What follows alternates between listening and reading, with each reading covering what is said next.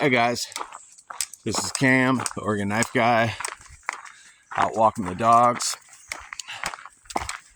kicking up this trail. We woke up to a beautiful sunset this morning, and I think I'll put a picture of the sunrise. I'll have a picture of the sunrise as my thumbnail. But got my boys with me, carrying it's the SDOK EDC burlap micarta DC53. It doesn't, I don't think they have a name. It's a weird company. I've still got the flyaway copy, although I modified it, took all the humps off the back, ground it so it was unrecognizable as a Benchmade flyaway anyway.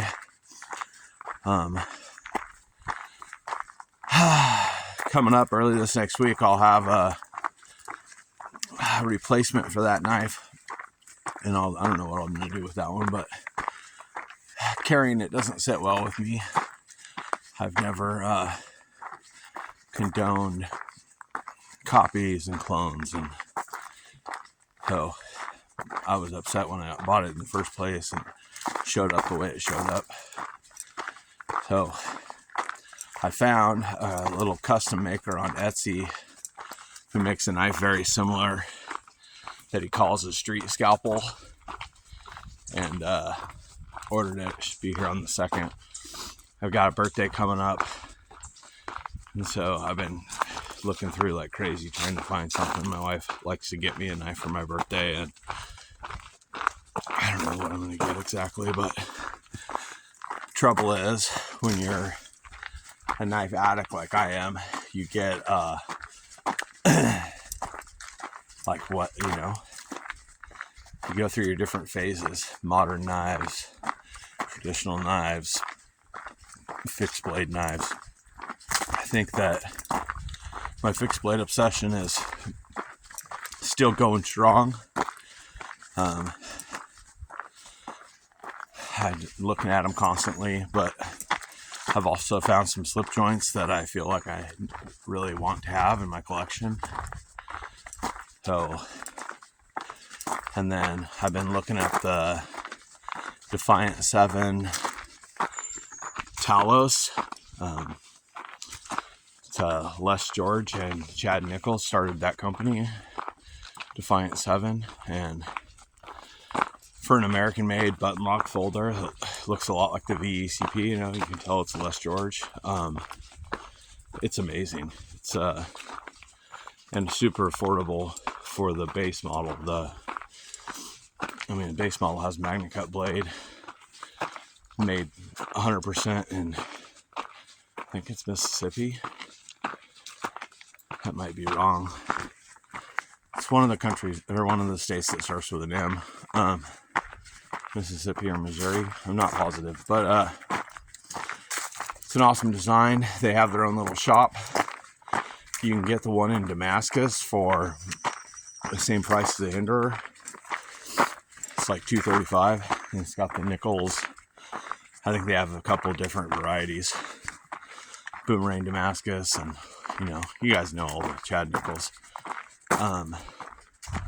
But then the base model's in magnet cut, and it's like $280, no less than a basic Benchmade at this point.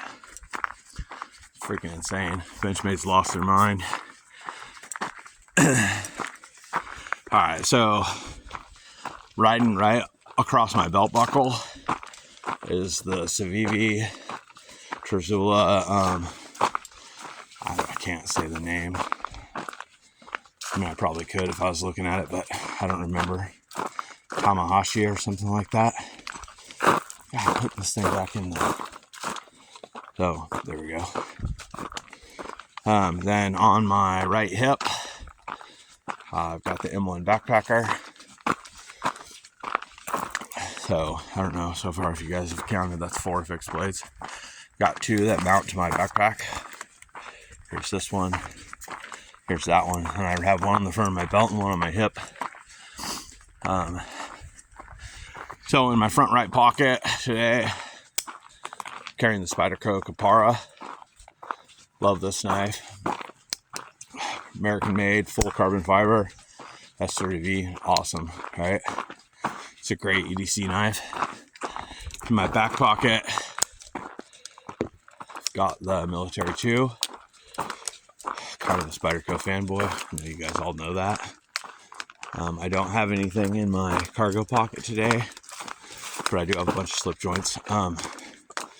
I'm whittling on this walking stick as I'm walking, so I've got several whittlers, like the ones that my knives that I whittle the most with. Got this little Victorinox, it's like the Secretary or something. It's their pen knife. I've got the Woosenholm pen knife. Those both work really well. The Victorinox is such a thin blade, it just slices right into any kind of material, wood, whatever. I've also got the 29 Stockyard Whittler. I guess this isn't the 29 Stockyard Whittler, I'm a liar. This is the 32, the GEC 32 Engineer by Cripple Creek. Well, GEC, but this one's branded Cripple Creek. It's got the Buffalo Shield. And then this is kind of my emotional support knife, if I'm going to steal a phrase from Bob DeMarco, the knife junkie, who is awesome. Out of all the knife channels, like, he might not have the most subscribers, but I love Bob DeMarco. I hope if you guys don't watch him, you probably do. If you know about my channel, you know about Bob. So my emotional support knife is the Liberty Jack Sandbar Stag. I love it. My wife bought this for me for, I think, Father's Day or something this year. Absolutely love it. I haven't done a ton of whittling with it or anything. It would work as a great whittling knife, but I don't do a lot of whittling with it. Well, so I still have a belt organizer. On my belt organizer, I have this red A-Lox. It's a Farmer. Got the saw. I bought this off of an amazing guy on Etsy. And then I've been using this a lot to whittle. This is just a Hammer brand jack. And it is awesome. It's got nice thin blades. It's one of those shell handled knives, so it's not, my favorite type of construction, but it's a fantastic knife. All right. That probably doesn't look like I'm going up, but this hill, it's long. It's 1.5 miles, and we're trucking. We're more than halfway to the top. At this point, I turned the camera on right at the bottom, right when I was leaving the parking lot. This section we call the Enchanted Forest. I'm going to switch it around so you guys can see it. This section, me and my wife call the Enchanted Forest. It just reminds her of the Harry Potter forest as we walk into it. And everybody is, they put all these fairy doors on the bottoms of the trees and stuff. So it's a magical place. I love the woods. I've got one more knife on me. In my back pocket, I have a pocket slip that carries this. I'm gonna flip it back to my ugly face, and it is the case Tony Bow sow belly in their antique bone. This is one of my favorite patterns. I have a couple sow bellies. I don't really count the Rough Rider. I have a Rough Rider. I have a Roper. Like, I don't not really count the Chinese knives, but I have the case. And then I have two different Winchesters that are vastly different. One of them is a 4-blade and one of them is a 3-blade. And their blades they don't even really, they have the same blade sets for the most part, with the exception of the 4-blade adds a pin blade. but they have a sheep's foot, a clip point, and a spay blade. But they, their clip point blades don't even resemble each other. And they're not that far apart. One's like 87 or 85 and the other one is 95. But that's just about all I'm carrying today. And I'm almost to the top of this beautiful trail. I'm going to flip it around and just hike a little bit and ramble. So, boom. Anyone have any big plans? My dog, here I'm going to turn around and, Odin, the black one right there. Day before yesterday, I was leaving my house to come onto this trail and Odin got attacked by a pit bull.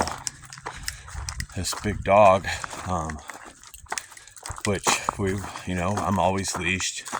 Oregon has leash laws. Even out here in the woods, I don't undo my dogs because I just don't know what's going to happen, right? And I don't want them to get hurt. Well, I'm walking down the road 2 blocks away from my house, and this dog, they have like a gate, an entryway into their house.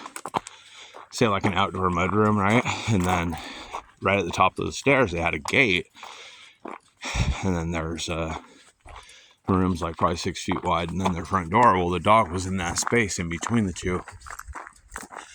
And it always would bark at us, but it didn't even really sound aggressive. It would just like bark like, you're in my space and this is my house. Don't come up here, basically, right? Well, I just walking by like nothing's going on, and all of a sudden this dog plows through my dogs, like runs through them. And I'm like, oh no, and I say, hey, your dog got out. And before I can even turn around back to look at my dog, the pit bull has my dog's head in his mouth. It was the left side of the top of Odin's head, like his ear. You can see where there's still a little bit of staining on his white fur. I don't know if you can see it, but the tip of his left ear's ripped. He had a couple small puncture wounds, but he wasn't bleeding bad.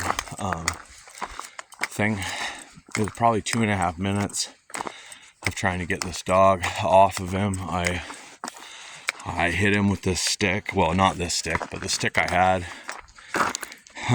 Every time I hit it with the stick, my stick broke.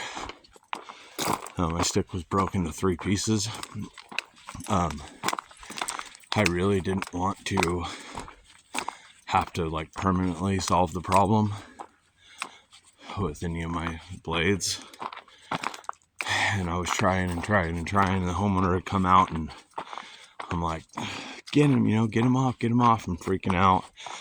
He bends his tail and he tries to shove his thumb in his bum hole. All these things that I've heard will make a pit bull let go. And the guy was following my directions. I mean, he was doing what he could. He was helping. He was trying. He was frantic too. I freaking said, all right, man, I'm going to shove my stick into his mouth and try to pry his jaw open, and you're going to try to open it. And if that doesn't work, I'm putting your dog down. And the guy's like, just spazzing out, and I freaking broken into my walking stick into the dog's jaw, shove it in there as far as I can, and heave up as the guy pulls, and it got him apart, and I pulled my dog away. And the guy was really remorseful, I guess. It never happened before. I mean, I don't know if people just say that, but the guy and his kid were crying, and I was like, you guys know I have to call the police. And I called it in, and the cops said that there'd never been a call from that location before. And I talked to them, and I guess the dog had just had been neutered like 2 days before. And so they think maybe and running up to each other. My dogs, my dogs are corgis. They're small. They're not big dogs. I think in running up to him, the little brown one may have bumped his incision and caused pain, which caused that dog to turn and attack him. I really don't know. The dog owner, he was, really remorseful. He offered to pay all the vet bills. Odin did not end up having to go to the vet. They showed me the dog's papers and immunization records, and he had all of his shots, and we've been treating Odin with topical antibiotic and stuff, and just watching, making sure nothing's wrong.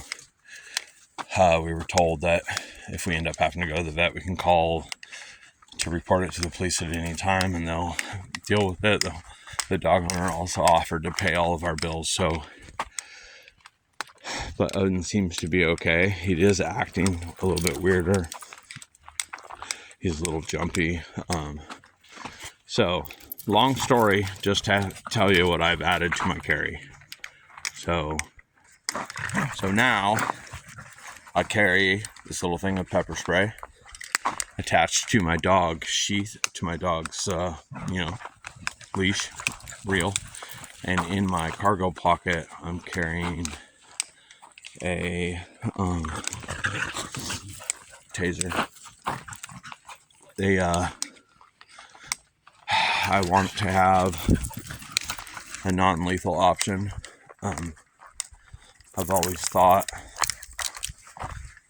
just worst case. I honestly just never really thought that it would happen like that. But I also thought in my just coldness and worrying about my family and whatever, right, that if a big dog attacked my dog and they were in the wrong, I would just put their dog down. I literally carried this Kazula knife so we have a whole bunch of crazy homeless people and a whole bunch of people that run their dogs off leash, and it's literally for my protection. And so I don't want to carry a pistol. I don't want to have to shoot somebody's dog in town. I don't want to have to stab somebody's dog. But that's kind of what I always assumed, was if my dog's life was threatened, I would just put the other dog down. But it's hard, man. The guy was there. He was in tears. His freaking kid, who I don't know if he's autistic or not, but he was rocking back and forth and waving his hands like this, and he was in tears and spazzing out. And in the end, I suggested to the police that if they could make sure the guy could keep his dog contained, I didn't want to press charges. I didn't want him to take their dog and put him down. The guy swore up and down that he's going to put a full chain link fence around his yard, and until then he won't let his dog out. I guess they had a smarter, younger female dog who basically taught the pit bull how to jump over the gate by putting its back legs on the bottom rail, and so it pulled itself up and jumped over this gate. And it was a recent behavior that it just learned. I mean, I guess people also say things to get themselves out of trouble, although it was a high stress emotional situation, and so I don't think they were lying about it, but that was my suggestion to the police. They ended up not getting ticketed. They talked with the homeowner about options on how to keep this dog contained, and we went on our merry way. But it changed my EDC, so that's why I told that long story. Yeah, pepper spray. I think that if a dog comes running out of distance and I can spray it in the face with pepper spray, I'll do that. And if it gets hold of one of my dogs, then I'm going to give it the taser, and then that'll be it, right? It can't hold on after it gets electrocuted until it's unconscious. But kind of a downer of a story, but I hope you guys all have a wonderful day. As you guys can see, I'm still trucking. I have crested the hill. I'm on my way down. The second section of trail, once you go over the top, is 2 miles. If and you can add like 3/4 of a mile to it, which I'm going to today. So it's going to be another 2 3/4 miles. The first section that I hiked was 1.5 miles, and we're just going to truck on down the trail. I'm going to do 10 this morning is my plan. I don't know what I've done already. I can't look at my phone, but I already basically looped town. I went by work. I walked the mile river walk. There's a little paved kind of bike trail that they have in town. And then I come into this trail backwards, come up and do this loop and do all these trails. So by the time I get out of this trail system, I'll probably have 7 or 8 miles. And then I'm going to go to the store and get some stuff for my wife and then do another loop of town and head home. I'm shooting for 10 or 12 before I get home this morning. So if you guys ain't got nothing planned, think about going outside and doing something wonderful, right? There's nothing better than being out in the forest. I mean, work sucks. Freaking town sucks. When you can be out in the forest, get to it. Alright, I'm Cam, the Oregon Knife Guy. That's what I'm saying. Get outside, get to it, folks. I'm out.